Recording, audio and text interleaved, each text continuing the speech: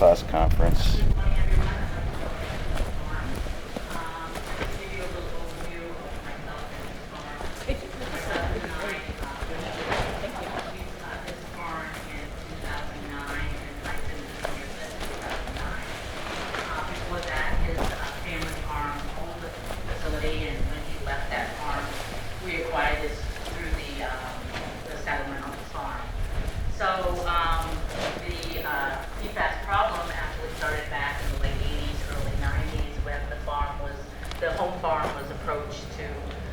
Use the sludge from the, mostly from the paper plate plant in Fairfield, and so that's kind of why we're kind of highly contaminated here on the farm. Just a little background of myself. I've been dairy farming for, I hate to say it, about 50 years. So I married a dairy farmer. I learned a lot from him. He was a University of Maine graduate. And enjoyed farming. It was his life. So this place means a lot to me because it's something that both of us built together, and we would like to keep it in the family. He has since passed away in 2015, and so part of my situation was that in 2015 I lost him after a 6-year battle of cancer. He had cancer for 6 years. We moved into this barn in November of 2009, and in March of 2010, he was diagnosed with cancer. So he got to see this place grow a little bit. But once he passed away, my kids who were helping me, I had 2 kids helping me, they ended up leaving, to deal with their dad's death. And I reduced my herd to 60 cows, and I milked cows for a year and a half by myself, doing everything from milking to working the fields and doing the feed. After that fall, I decided that that wasn't something I wanted to do by myself. So I started, I was in business with a couple of guys that grew hemp here, and then they put in the greenhouse. So after they left, after a couple of years, I decided I'd go vegetable farming. In 2021, we kind of got the list of the state list of farms that were highlighted as being Tier 1. So we weren't really on the Tier 1, even though we were a part of the original farm, because we were a different name. We were the Hunter Farm versus their farm being the Quaker Hill Farm. And then after a while, they figured out we were the same farm, and then we ended up having the state come to us and wanting to test. So we had all the property tested, and we had different levels of test, starting from low because of the houses back to very high numbers in the back fields. We were selling, so I was selling hay, and I was actually doing some vegetables in the greenhouse as far as seedlings and growing them in the ground. Once we found out the contamination, we were basically stopped as far as growing vegetables because we were too contaminated to grow those vegetables, and there were very little known about what we could and couldn't grow at that time. Or at least we knew there wasn't much information. So I had someone help me come and be my financial advisor, Mr. Peter Goldman and his wife Beverly, come to help me with just before I got diagnosed with the PFAS. They were coming to help me figure out what I was going to do with the farm next. And then in our conversation, we found out that the PFAS was going to stop me from doing a lot of the things that I wanted to do. So we talked a lot, and then we got in contact with a lot of the state people and Trish from Maine Farmland Trust, and we had a Zoom meeting with Beverly and Peter and myself and Nancy and Trish and Diane from the University of Maine, and that's when our collaboration started, and then we started really talking to the University of Maine in October of 22. And from there we met a lot of awesome people, a lot of researchers, and Ellen and all the other ones that are here that I don't collect their names in my head all the time. But I think one of the things that was in our conversation was that I didn't want this farm to not be a farm. I wanted to find out what we could do to make this farm viable again, and to pass it on to my relatives, my grandson and my son. And that's when we started looking at different projects. They had gotten some ideas for projects, and I said, let's go for it. I've always been an open outlooker. I love research, and I want to come up with, it's not going to be one solution, it's going to be several solutions, I think, because we're all different individuals and we all want something different with our farms. And I think that's one of the things that has to be looked at is we are individuals, we want something different from our farm, and I think we need to be worked with on that. I also would like to say that you'll meet Fred this afternoon, but Fred Stone and Adam were very instrumental in making my life a little easier when it came to finding people to help me out and getting me in contact with different state representatives and state officials to help me come up with a solution. And I want to thank them from the bottom of my heart, because I did find out that there are other places that are not that easy to work with. So I want to show you the projects, and I hope everybody has a great day, and plan to see you later. If you have any questions, I'd love to answer them.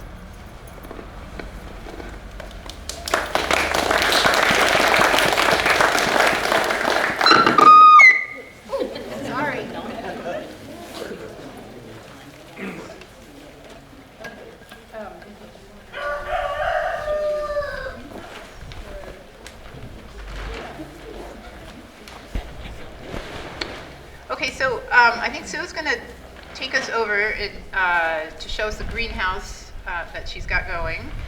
And then we'll transition into the research. We are going to be walking around, so there's only a couple raindrops coming down right now. So, but if people get cold, make sure that you get inside, or we don't want anybody going hypothermic on us this morning before the rest of the day. All right. So. Yeah, so basically, let's go back out the door, and the greenhouse is to the right.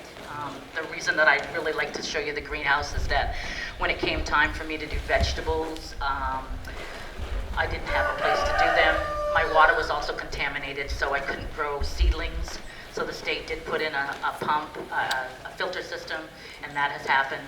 But got in contact, and again, I reach out to Adam because he was part of this, got me in contact with Maine Farmland Trust, and they were gracious enough to go ahead and help me get raised beds in my greenhouse so I could grow at least greens and broccoli, which is what we grew this year, and peppers. So it gave me a little bit of income. I had a store that I was basing all that vegetables on, and so life has had a lot of turns, and I just want to thank everybody for helping.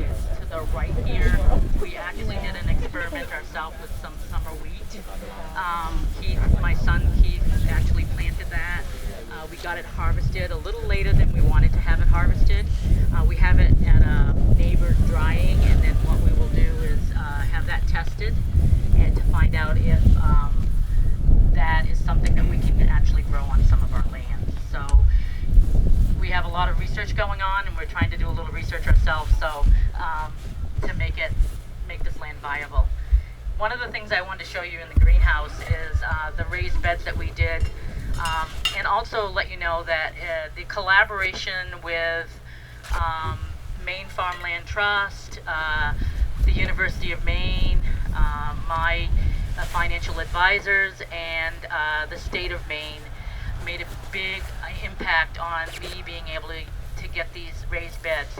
Not all of them are in use because we do have to get some more soil that we know is PFAS free, which is something we did before. We ended up getting Vermont compost and having it tested to make sure that it was okay to grow everything in, and then of course I had to wait for the water to be tested to make sure that that was okay. But it's basically just look in, and the biggest thing I want to let you know is the collaboration between everybody that made this project happen.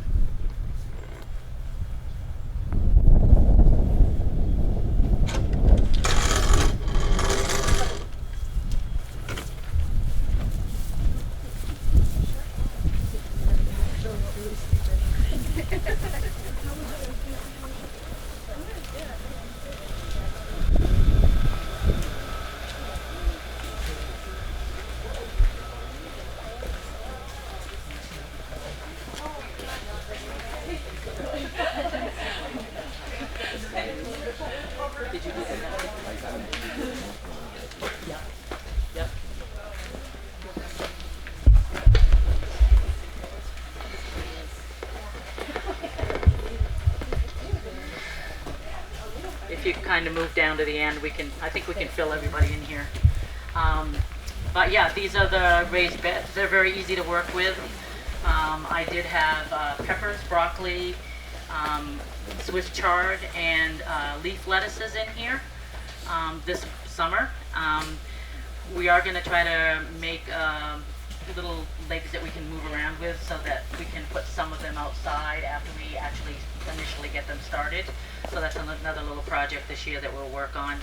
Also in the spring I buy a lot of flower plugs and do seedlings, so that's another thing that we'll have the greenhouse full this winter, this summer with the spring with different flowers and plants.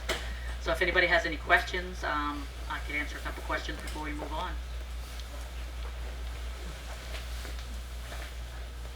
I came late, so I didn't catch your name. I wanted to get it on the video. Sure, And the my name of is your Susan farm. Hunter.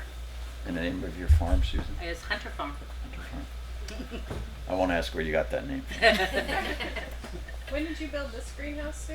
This greenhouse was built in 2019. So this greenhouse I literally acquired through a project with two guys that decided they wanted to grow hemp. And they're the ones that actually put up the greenhouse, and then in 2 years they just left. So I got this wonderful greenhouse out of it. So it wasn't that bad a deal, I guess. I mean, it's remarkable because of the cement floor, right? You don't always see that. And that's Yeah, the cement floor came from a high traffic area that we had for our cows. So we had like 100 by 100 high traffic area, and so this was already here, and the greenhouse went on top of that. So. So can you talk a little bit about the investment that was needed to make this possible? Like you said, it wouldn't have been possible if it weren't for like partnership, but you brought in all the soil, there's the water filtration system. Like, is there a ballpark? So when we think about financial support for farmers, we can sort of quantify what might be needed or start to. Well, the filter system, I'm not sure. That was put in by the state. I'm not sure what they paid for that. We didn't get any paperwork on that. The greenhouse, the raised beds, we got a carpenter to give us a quote. They were like $6 to $7 grand to do the beds. We did them in cedar, and then and that was his labor and everything. So put in that. Then the Vermont compost, that was about $900 for a tote, and we had 6 of them, and we still didn't have enough to fill everything else. So we still have to get more compost. So you're talking a size amount of money. And then we had spoken with the state of Maine about the money that was available for us to be able to help with, and then that's when Maine Farmland Trust said, you get the quote, you figure it out, we'll go to the state, get it approved, and then give you the okay, and you can buy the materials, get it made, and get going with the project. So that's the collaboration that happened, and then after that, Maine Farmland Trust took care of everything else for me. So appreciate it. can share the water filtration cost will vary depending on the contamination going into the system as well as the flow that you need out of it. So DEP will budget $6,500 for a residential system. Obviously agriculture, then you open a whole other box of variables that you need to work through. So it becomes system dependent for the water installs, but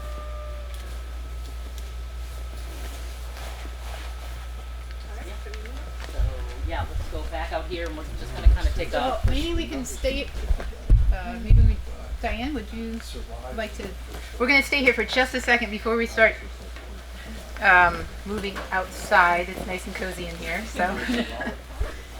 And,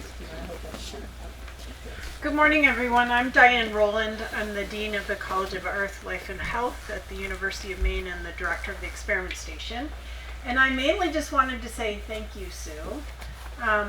We met a little over a year ago and took a look and looked at some of the data, some of the soil levels that Sue had, and sat and talked about research. Sue was very generous and interested in supporting research at the University of Maine, and I'm a former researcher, and so the value of being able to have a partner like that is just tremendous. We have 5 research farms at the University of Maine throughout the state, and for us to be able to set up an experimental design looking at variation in soil levels, crops, cropping history, all the information that you had is impossible. So to have a partner, an on-farm partner, is just incredible in this situation.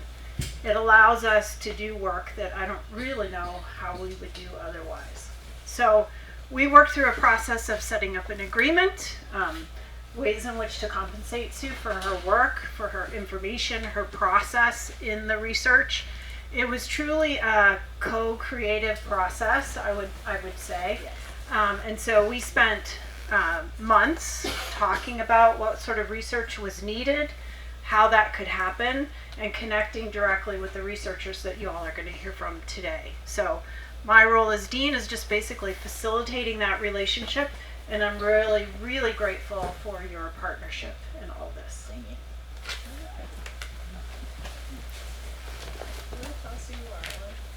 oh, hi. So I was asked to say who I am. I'm Ellen Mallory. I'm actually just the microphone holder. Yeah, I'm your guide, I guess, this morning. Thank you. And you'll get to hear from me a little bit later. We are going to follow Sue on a windy path to our first tour stop. And yeah, let's go. Oh, and I'm from University of Maine Cooperative Extension, sorry, and School of Food and Agriculture. Okay. That's helpful. Yes. Just in the first year, I'll probably be able to put the numbers together.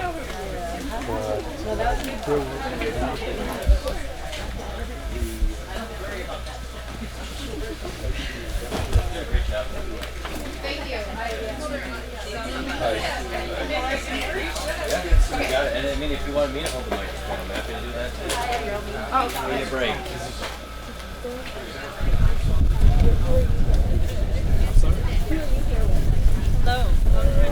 The Universal Maine, we have a couple of people like not seeing them. So yeah, we.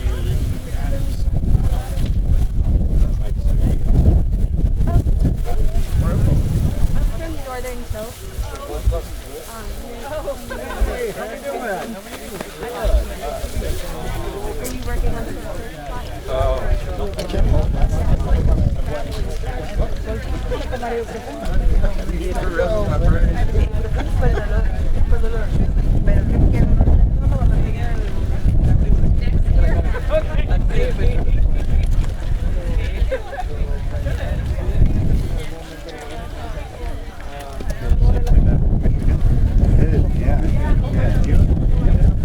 Oh yeah, I am calling it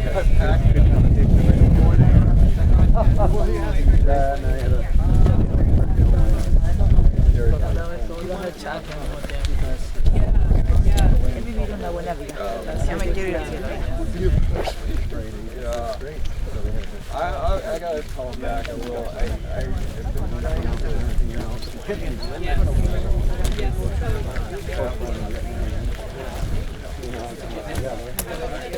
I was told I needed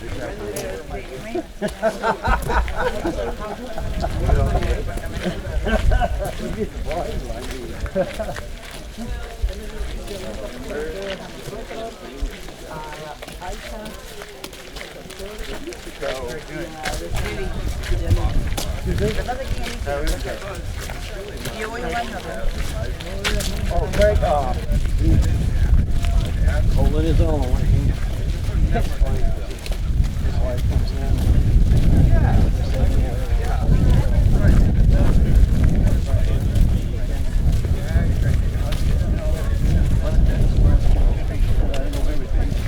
Every time we got really pressed, you know, about situation, I said we'd call them.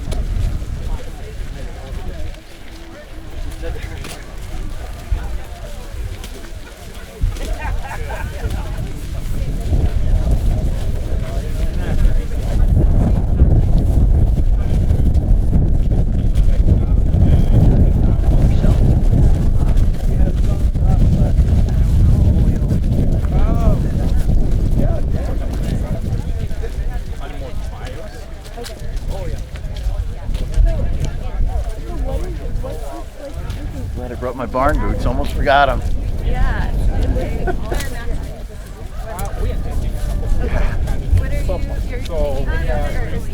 I work for Vermonters for Clean Environment, so I can bring it back and folks can watch it afterward and get educated on what they missed. Cool. There's a couple of us. So. Whoever.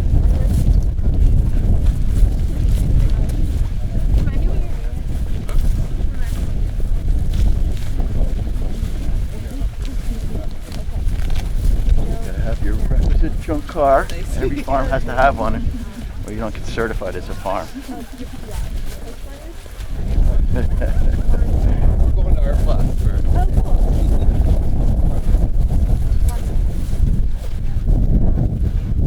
Yeah, so we have just worked with helping to collect samples a lot. But we also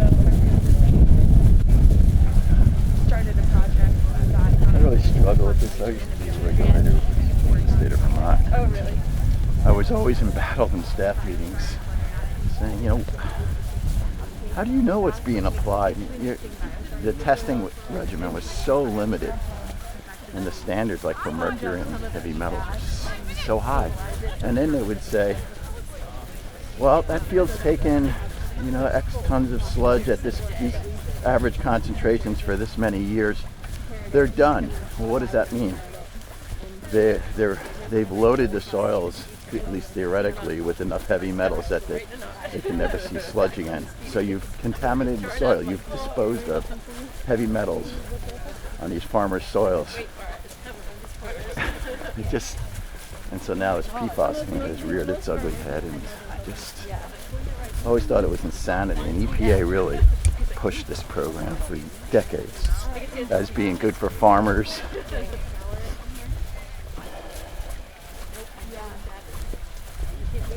When was that you were working? I worked in the hazardous waste division. Well, I actually worked as an environmental consultant, as a hydrogeologist for, I don't know, 7-8 years. And then I went to work for the state of Vermont in '88. And worked there until 2012, 2013. So, yeah. Are people in Vermont like talking about this? Yeah, well, not the least of which, because the town of Bennington, which is southwestern Vermont, they had facilities that manufacturing, which involved a lot of PFAS.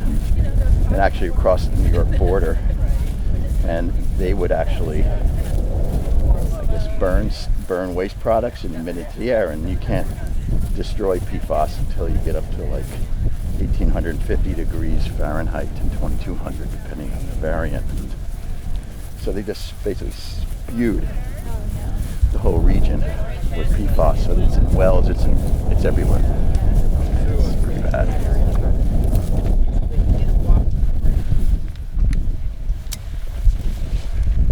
We brought a couple of these, but what they did at producing did some initial stuff. They added, so Thank you. they added your soil. They added some biochar, two sources of biochar we're going to use to your soil. This is you. Okay, here we go. And then, so you And Ling and John. So that's the water, the blue bars, without any biochar. Yeah. And the low bars are with you. Yeah. It's really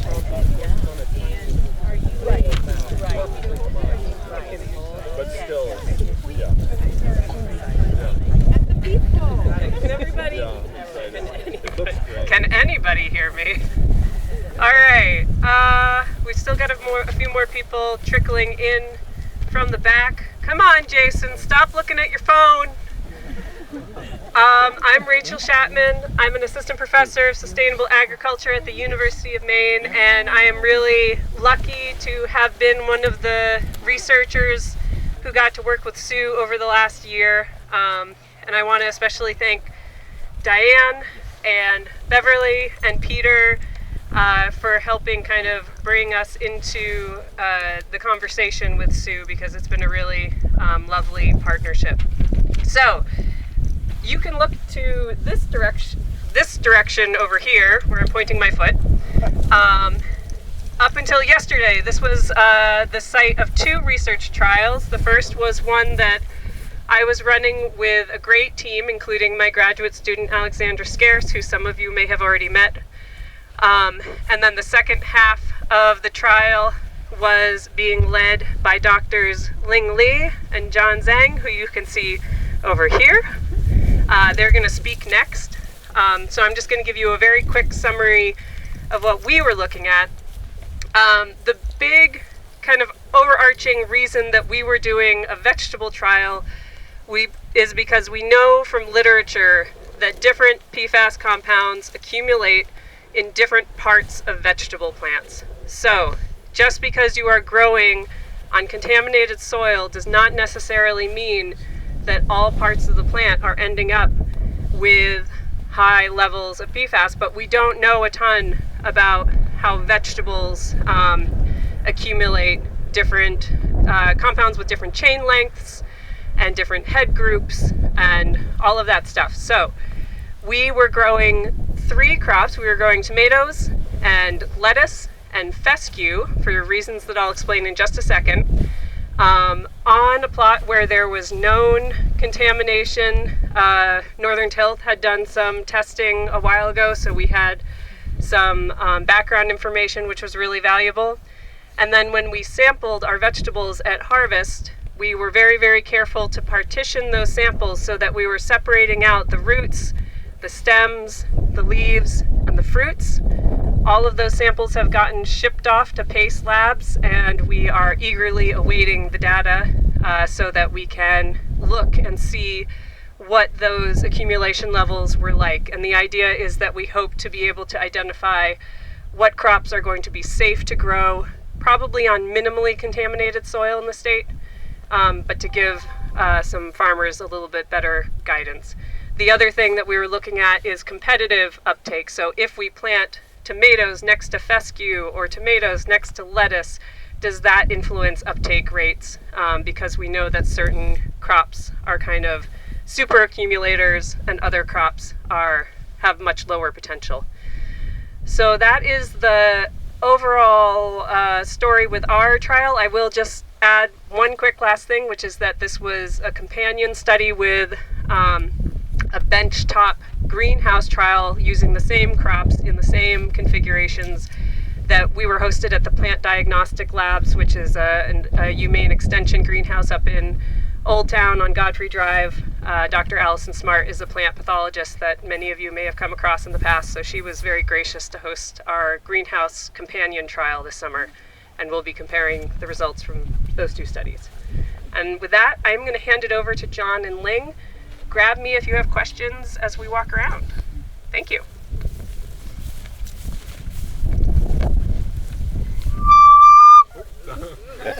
Let's make some noise. Okay, guys. Yeah. So I'm Zhang, and I'm an associate professor of plant physiology. And for this project, we are testing like how we can use biochar try to immobilize PFAS in the soil so the crops won't uptake them. In our team, we have me and I have Dr. Ling will later explain to you some of the preliminary results we got from the greenhouse test and also the field test. And we also have a graduate student, Standish, who's not here today, but who's working on this project, and an undergraduate student working on this project too, Julian. Our team is also really grateful to about this opportunity, like so we can really do this kind of field test. For our study, we are really combining greenhouse study and field test. So for the greenhouse study, we will be able to like get some like mechanisms, but that won't catch some realistic issues if we want to apply biochar in the field. So I think that you heard about biochar a lot in these days, right? Yeah, so biochar just like those charcoal-like materials. If you haven't seen them yet, you can think about those like charcoal we use for barbecue, and those something like charcoal-like materials, but made under like limited oxygen conditions. And the idea of this using biochar is like biochar has a lot of like porous structure. So based on the physics and also the chemistry of those like biochar, they are good materials to immobilize the PFAS. They can combine they can bind those PFAS on their surface, so that can reduce the crop uptake. So that's the basic idea. And for our field test, we are testing like the biochar effects in immobilized PFAS for crops like lettuce and the tomatoes. So we're testing like if we apply biochar in the field compared to the control, like no addition, whether the uptake of PFAS by the crops like tomato and lettuce will be decreased. So we have got some results for the greenhouse study. We are still waiting to get more results for the field test, and then I will pass to Ling. So Ling will explain some of the preliminary results we got, especially for the greenhouse test.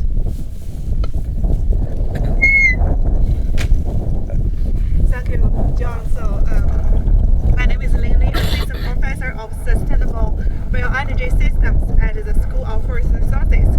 As you can see, my research is about biomass for bioenergy and bioproducts. So biochar is a byproduct from the biomass pyrolysis, gasification, and sometimes from combustion. So we try to see how we can apply biochar in agricultural systems to help with crops for climate change and also environmental mitigation. So for our study, we choose the biochar from the commercial available production type. So this is it was made from sawdust, from pine, which is a softwood, and also we have known the characteristics of the biochars, like John said, the porosity, the surface area, functional groups. So once we have finished the field study and greenhouse study, so when we get the results, we want to see how the biochar morphology and the properties can affect the absorption of the PFAS from a variety of aspects. So I can talk about a little bit about our greenhouse study. So we recently received the results from the lettuce tissue. So in the greenhouse, we expect 4 types of PFAS, 2 long chains, 2 short chains, and also we grew lettuce into the control group, which is the soil and also the biochar treated, at a higher ratio, which is 70% of the soil with 30% of the biochar by volume. So because in greenhouse, we can well control the mix of the biochar with contaminated soil, and also when we spec the solutions, so the solution pass through the soil and the biochar mixture, so the biochar worked very well to hold the PFAS. So we saw the significant difference in the PFAS accumulations in lettuce from different groups. But we still need to do more research to identify which compounds can be secured in the biochar more than others. So a lot of research need to be done in the future. So I guess I can stop here. So if you have any questions, feel free to let us know. Yes. Yeah, I mean, just noticing that there's a lot of weeds right now. I imagine when the science was done that the beds were like meticulously weeded for the purpose of only having the cultured plants in the study, so that not other plants will dilute the picture by also uptaking some of the. Yes. Yeah. During the study, we have finished the study now, but during the study we weeded all the other plants.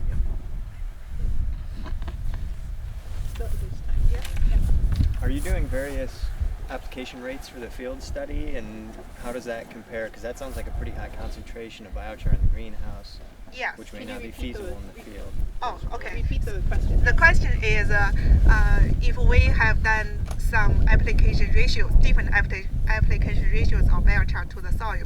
So for this 1 year study, we only choose the highest ratio, 70-30, for this trial. So, but in the future, we could consider try different application ratios to see what is going on. But I know Andrew's research is considering different application ratios. We have time for one more question, if anyone has it. Well, That might be a perfect segue. All right.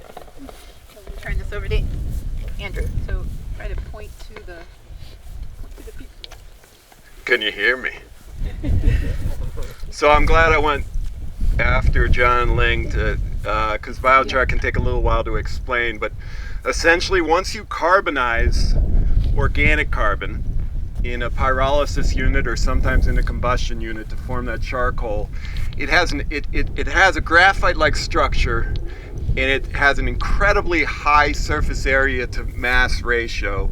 And the sites, the surface area is actually reactive, so it muckles on slowly or loosely, fairly loosely, but it seems like indefinitely from what we can tell to organic compounds. So we did in the past. I've worked with a biomass plant that has a unique ash that happens to have a higher char content than most, and we've used it successfully to remediate compost that has residual pesticide levels in it.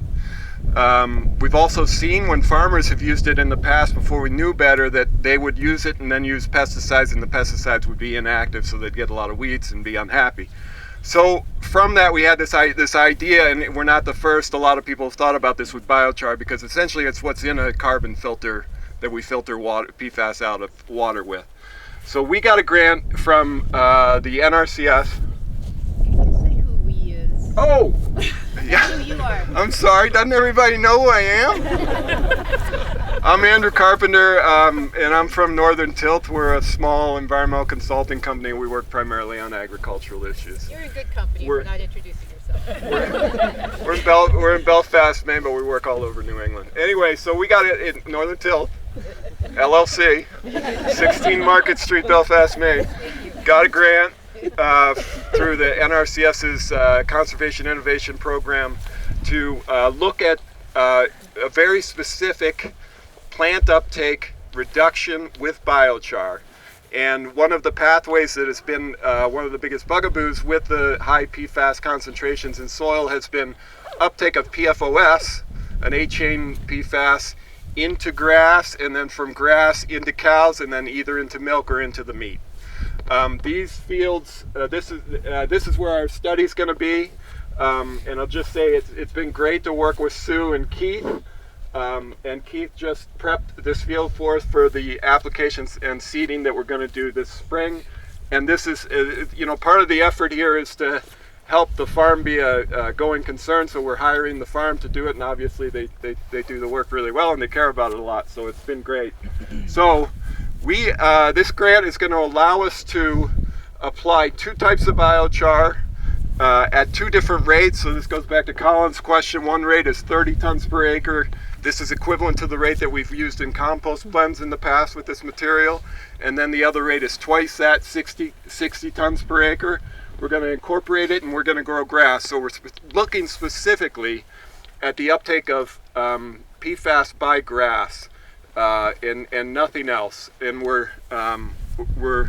we think that we'll see some results. We don't know how good it will be, but I'll share with you that we're doing this in partnership with Purdue University, Dr. Linda Lee, who some of you met at the MSU conference.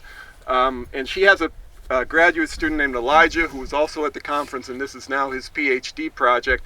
They've been actually able to do some bench scale trials in anticipation of this to help us refine rates if we need to.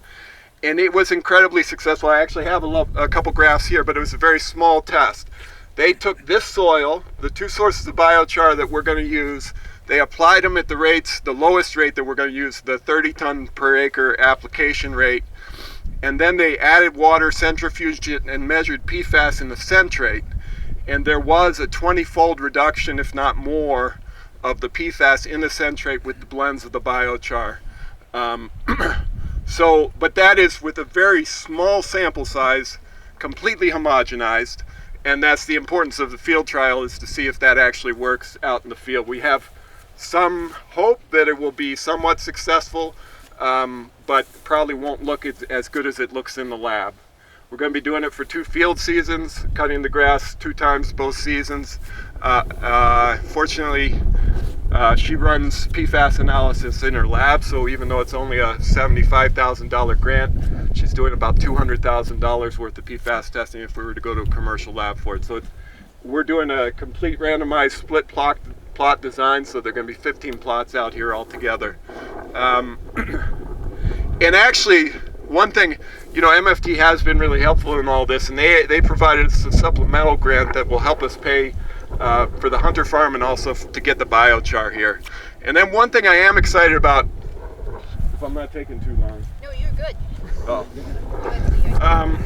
So biochar is a little bit, sources of biochar are like a unicorn. It gets a lot of press, a lot of research publications, but it doesn't really exist out there in the market very much. There's very little of it out there. But one of these 2 sources, which was just as successful as the other in terms of reducing the PFAS concentration in the centrate, is from a biomass plant. And there is the opportunity for wood-to-energy plants to modify their process to increase the char content in their ash, which would make it such that we'd have much less expensive and potentially greater volumes to work with if we do find that this is a good technique. So you said that the safe biochar retains the PFAS indefinitely? So does that we don't, I don't know that. So we don't know that. So are you thinking you would actually apply to a field and just leave it there? That's what we're thinking, and we don't know. So I don't know the answer. It seems like the reaction from what we've seen in the past is, and I think that there are lab analyses that you can do that can simulate longer periods of time to see if that is the case. But I don't know the answer to that definitively at all. Yeah, you made a reference to the similarities between biochar and activated carbon. Why not activated carbon? Is it a cost issue? Cost issue. It's it's on the order of $2,000 a ton. So if you think of like 30 tons per acre on larger applications, it's just not. It's hard to be cost effective. And then you mentioned by retrofitting the operation of a biomass plant that they could produce biochar for situations like this? Are there emissions issues? Are there efficiency issues? Because there are efficiency issues. So it's a great question. So the difference with this one plant is, I feel like I got to switch hands to explain this. And I am not a biomass boiler operator, but they have the biomass boilers essentially have pollution control systems that are either electrostatic precipitators or bag houses, so you don't get particulates coming out of the stack. And most of the plants, so essentially it's just a big, I'm going to go like this. Can you still hear me? Yeah. The big grate down there, and you're running wood chips over it, and the ash is going up in the air. And before it goes to the actual stack where there's the emissions control that's collecting the ash. Most of the ash that we see on the fields that's spread is actually that fly ash that's captured by those systems. But before that, they have what are called classifiers or multicyclones that capture the bigger particles that still have a little BTU value in them, just like charcoal, and they send them back and they get that BTU value back. In this case, they don't. So it's those larger particles that have been essentially carbonized that have the char content. So it's not 100% char. It's not, biochar purists wouldn't say this is biochar necessarily, but in terms of its physiochemical properties, it's very similar. So what they call the bottom ash before it's reburned. No, actually, bottom ash is heavier stuff that comes out of the bottom of the grates, which is more sandy and stuff like that. Okay, all right. Yep. Good, thank you. How high are the contamination levels in the fields that you're playing with? Well, these right here, actually, it's in this little graph. I have a little graph. I printed out 5 of these graphs, but the PFOS in this field is between 150 and 225, maybe. The PFOS. The one significant thing is there's net fossa, which is a precursor to PFOS, and that's even a little bit higher in this field than the PFOS, so it's around 250 or so. What's that? I said then these fields are low compared to what my fields are. Yeah, I guess, but on the scale these are pretty high, but yeah, they're not the highest. My PFOS number in my high field is 868,000.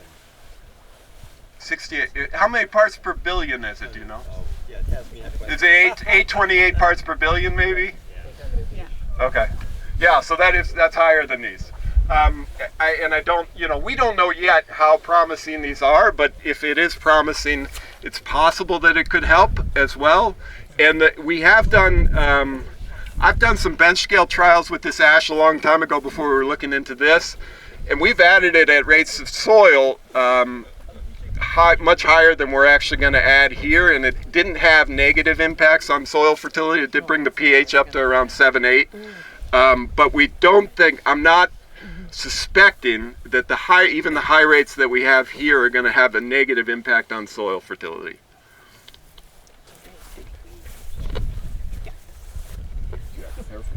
I know, you got to keep it away. That's why you have a holder. All right, so thanks Andrew and Rachel and John and Ling. We're going to move to another field that is that way, so just follow. Hopefully it'll be a little more sheltered. We have a couple more talks and then we'll head out. All right.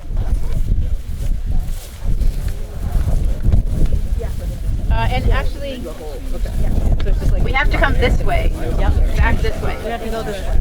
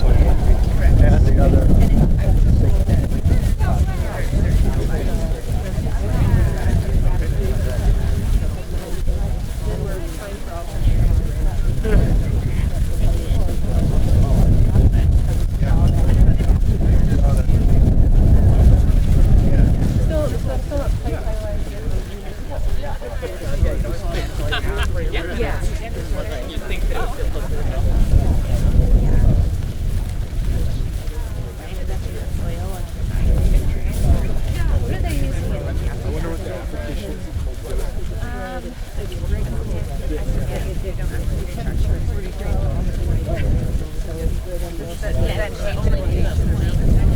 so you get the grant.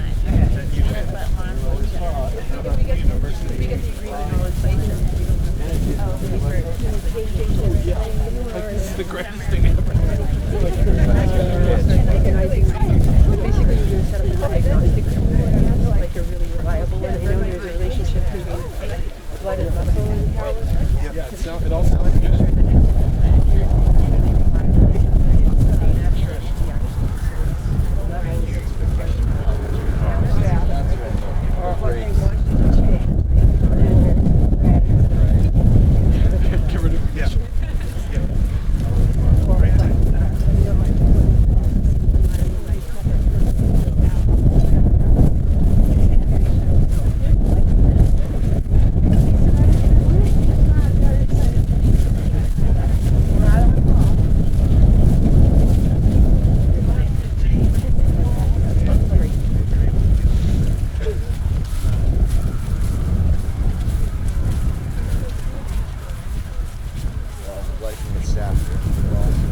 Interested in something, you're just like you have to be fascinated. You're on your happy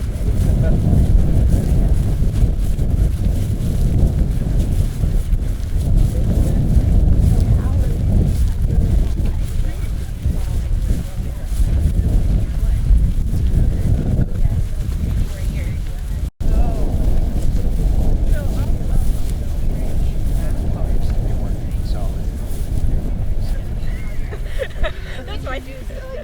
So that, I'll just do like a very quick grants officer in this transitional period. Do you want me to hold this? Sure. I mean, if you don't mind, that's great. If not, I was like, I need to be in front of people. I was like, I can put things together. I don't know. They said they were trying to. At least it's not easy. I thought it was really helpful. But maybe they're doing this one. It makes sense. Like, is this because I. So it doesn't. She's so organized. Yeah. Yeah.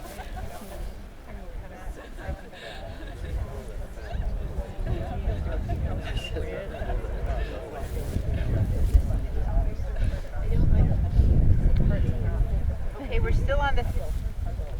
Let's see. Can you guys hear me in the back there? Andrew, can you hear me? No.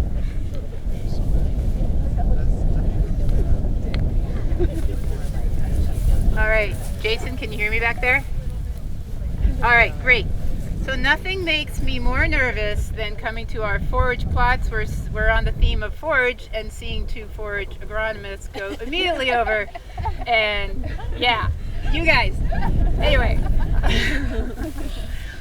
So we are, continuing on the theme of PFAS uptake by forages. And we have two projects we're going to talk about quickly here. And I'm going to turn it over to Sonora first to start. All right, so I'm Sonora. I'm one of the grad students who gets to work here and at other sites across the state working with Dr. Ellen Mallory on PFAS uptake. I specifically have spent the summer working on what we're calling the Transfer Factor Survey in partnership with the CDC and DACF, where we're looking at why transfer factors are so variable from site to site and even field to field on a given farm. Yeah, so transfer factor is the amount of PFAS in the soil that goes into the plant itself. So that ratio is the transfer factor. And so we know that they're highly variable, but we're not sure why. And so we're studying various plant and soil characteristics to see if we can get an idea of what's contributing to that variability. So we've sampled, we've taken 42 observations across 25 sites, 9 farms across the state. And we've been looking at soil characteristics, things like pH, cation exchange capacity, texture, a whole suite of things in your standard soil test. We're looking at forage characteristics like starch content, lignin, protein, things like that as well. And then of course different PFAS. Our focus is PFAS, PFOS, that you heard spoken about earlier. But we're continuing to analyze the data now. We just got the bulk of it back. And we're running a bunch of multivariate statistics, all kinds of fancy stuff, to see what is contributing the most to that variability, and if we can provide actionable advice for farmers or to inform models and so on. Any preliminary? Do you want to talk about the preliminary? Well, so we've seen now I'm on the spot. We've seen some patterns emerging with things like organic matter in the soil, as well as some of the different nutrients that are in the soil. Nothing definitive yet, but that's what our preliminary results have shown. We've also seen some differences that in plant part and PFAS uptake.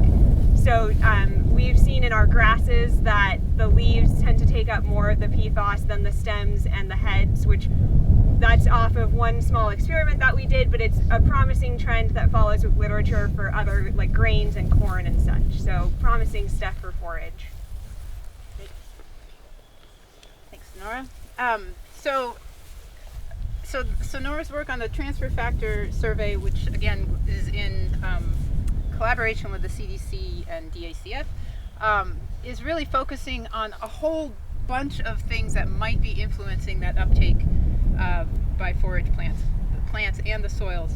But it's really hard to see those patterns when you're going across a landscape with all these different farms, and there are all these different things that are varying among those farms. And so while I think that that type of a study is really important if we're going to have information that's actually usable, we also need some more controlled, more focused studies to look at some of those, just a subset of those things. So over here on your right is one of those studies. So we are looking here at the plant factors only. So we've got this one field with relatively consistent PFAS concentrations around in the field, and we are looking then at some of the possible management factors that farmers might be able to do if they're forage producers to try to reduce the amount of, and again the focus is on PFAS, but we'll look at a number of other PFAS, but to reduce the amount of PFAS that makes it up into the plant. And so here we're looking at species first, so species selection. Should you change from standard like Timothy clover mix to maybe an annual crop like oats or corn? We have annuals and perennials here. So what you see in these plots right in front of us, here are a series of different perennial grasses and legumes, 10 of those. And we have annuals that will go in next spring, next to that, except for winter triticale, which is a winter annual, so we seeded that this fall. But next spring we'll be planting oats and peas. Oh, sorry, I'm pointing with my speaker. I keep telling people not to do that. Oats and peas, pearl millet, and then outside the fence, we're actually, that area is going to be used for corn, and we'll be doing some silage corn and some grain corn. So that would be species selection. We know that, we expect to see some differences there. We are also looking at, among the perennials, harvest timing. So, there's this thing and I'm not a forage agronomist, but I'm learning slowly. But there's, when do you harvest? When do you cut to make hay, or when do you let your animals out on pasture? And forage quality it is really important, but it's not always attained. There's this balance between going in early enough or balancing yield and forage quality, but then as the plant gets more mature, that forage quality goes down, it gets stemmier. So if you think about like when it looks like it's at just about to start sending out seed heads, I think that's about when is a good time to see the head, the quality's dead. Okay, so there you go. So we'll be harvesting at those two different times, sort of an ideal for forage quality, and then what most often happens, which is later when you might see the seed heads. And we know that from some of our preliminary work that that the PFAS, at least uptake, is lower when you see the head when the plant becomes more mature. So unfortunately, we think that as forage quality decreases, PFAS concentrations will decrease. So farmers will have a toss-up there and what to focus on. But we're also then in those perennials looking at timing of cutting. So first cut, the first growth of the spring, versus going in and harvesting a second cut. So the regrowth of the crop, of the forage crop. And we have seen marked differences in those, in first versus second cut, with second cut being, and this is again just very preliminary on some of Sue's other fields, second cut being like 3 to 5 times higher. The literature supports that. We definitely need more work like this in controlled setting again to see if that's true. And then in the annuals, we'll be looking at the plant parts. So that's been, referred to a couple of times, where the grain is often much lower than a whole plant. So are you taking corn silage, or are you taking corn for grain, or snaplage? Next steps will be seeding the annuals and then doing our sampling next spring. We hope that we will have some information that could help farmers make some management decisions to reduce the amount of PFAS that makes it into the forage. But it would probably be in those lower concentration situations, and it would be more useful in conjunction with some feeding management as well. So maybe altering your feeding sources, or using some kind of binder or something to prevent PFAS uptake by animals. So with that, well, actually, is there a question? And then I'm going to pass it on to her. Yes, go ahead. I know it's preliminary, but you had mentioned that we're seeing patterns emerge between soil organic matter and uptake. I think Sonora might have mentioned that. What exactly are the patterns that you're seeing? So, go ahead. You've got well, in a not as straight with just organic matter, but in this way of using multivariate analysis where you look at combinations of characteristics together, parameters together, we saw reduced transfer factors with increases in organic matter and cation exchange capacity. And that's something that we expect from the literature out there, like in greenhouse or lab studies that have been done. What is new would be, if this holds true as we add more data and do more thorough analysis, then it would probably be, I don't know, might be one of the first times to see that at that landscape level.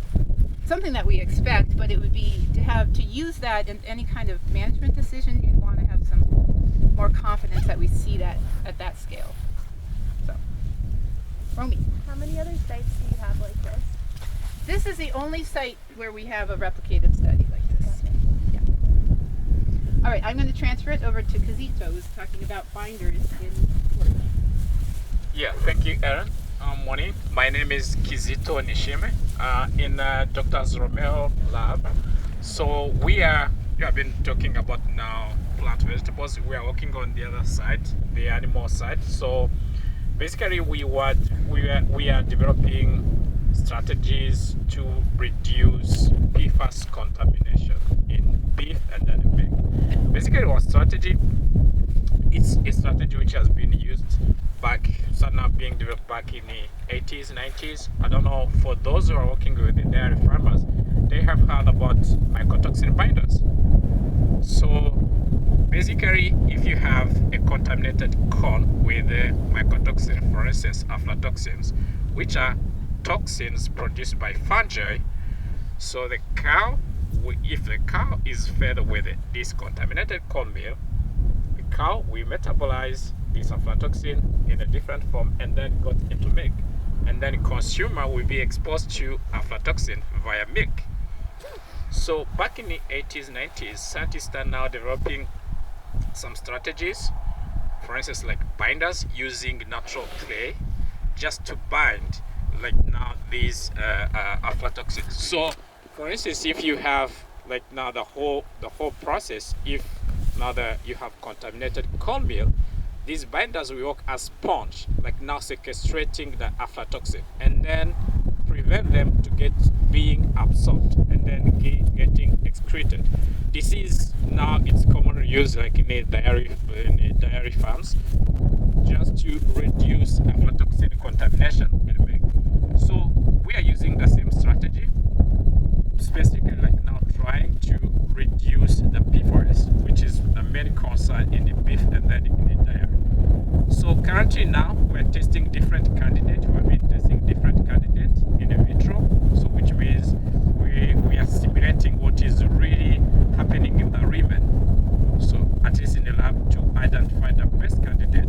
We have good result, and then I have a poster that we pitch which will be displayed at the Carpenter College. So, and then for the next step, to be able to test the best candidate in the dairy to confirm our result that we have so far in the lab. So we have been testing different candidates, and then the next year we'll be moving to animal trials. So then we're still working with the Sioux Hunter, and then thank you again for your support. So yeah, this is basically our approach. So we have some materials. I don't have much time just to go into details, but if you are still interested in your research, one of my colleagues has our extension materials. We can see distributing these materials to you.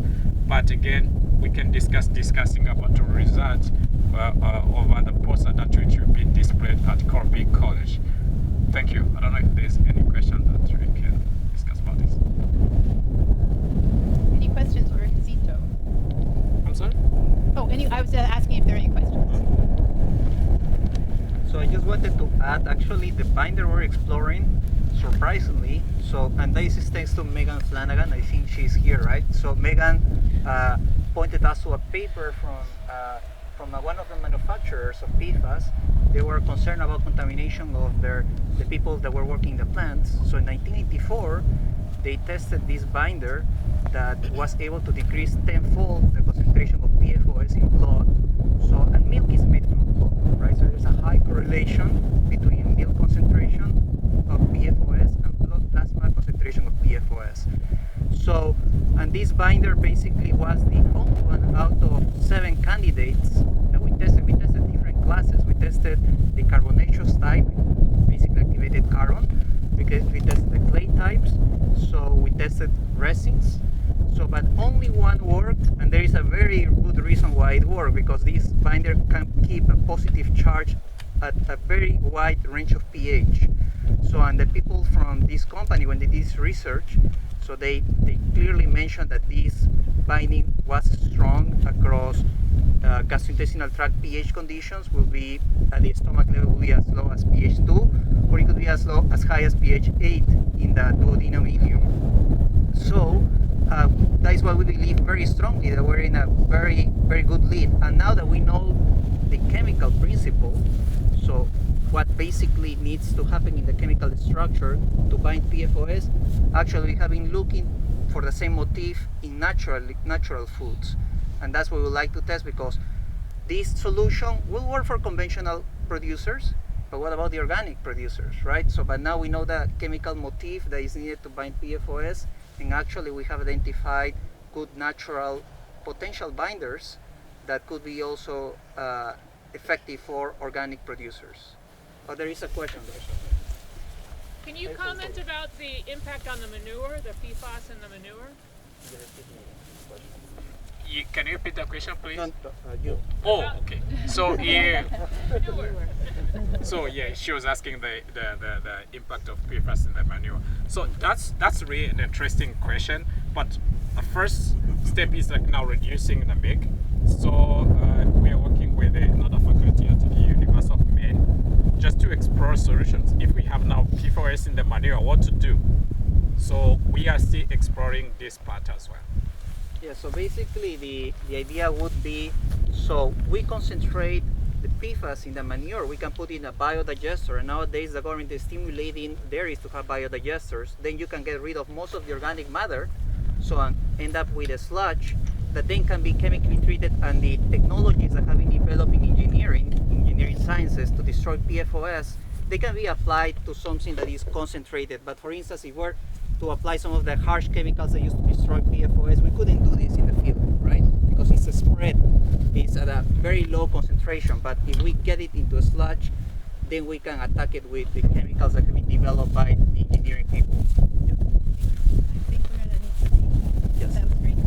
Thanks. All right, thank you guys. Sorry that we're gonna try to keep us on track for the day, so it's time to move back to the buses. But before we do, I want to thank all of the researchers who talked, but I mostly want to express profound appreciation to Sue for hosting us here and for today, but also for hosting all the research.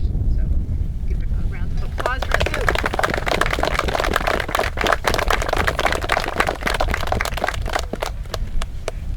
All right, so I think it's kind of obvious how we get back, but I guess we'll just follow the leader again. And you can go right back onto your buses and see you at Colby. Thanks.